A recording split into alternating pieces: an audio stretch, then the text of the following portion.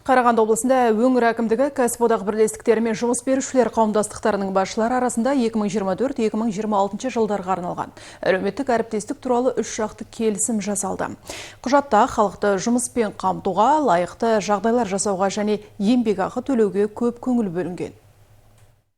Келісім 3 жыл сайын жаңартылып отырады. Бұл жолы жұмыс тобы жеке міндеттемелерді нақтылады. Мәселен, ауылдық елді мекендерде және аудан орталықтарында тұратын мемлекеттік білім беру, денсаулық сақтау, әлеуметтік қамсыздандыру, мәдениет, ветеринария, спорт ұйымдарының мамандарын әлеуметтік қолдауға қатысты пункттер қосымша қабылданды.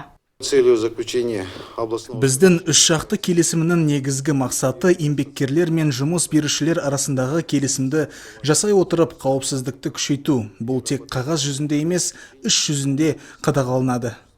Сондай-ақ толықтырулар еңбек қауіпсіздігі және еңбекті қорғау саласындағы бақылауды қамтамасыз етуге және әлеуметтік еңбек дауларының, жанжалдар мен ереуілдердің алдын алу және шешу жөніндегі іс-шараларға қатысты 2021-2023 жылдары жұмыс комиссиясының 47 отырыс өткізілді. Онда 82 мәселе қаралды. На что хотелось обратить внимание? Өндірістегі қауіпсіздікке назар аударғым келеді. Еңбек адамының қауіпсіздігін қорғау шарт. Әрбір басшы мен қызметкерлерге біз өндірістік жарақаттанудың өсуіне және соның салдарынан үлкен адами, сондай-ақ қаржылық шығындарға ұшырағаннан гөрі төтенше және штаттан тыс жағдайлар туындаған кезде өндірісті тоқтата тұру жақсы екенін жеткізуіміз керек. Өңір басшысы Ермағанбет Бөлекбаев келісім комиссиясына жұмыс үшін алғыс айтып, келісімге қол қоюдың маңыздылығын атап өтті.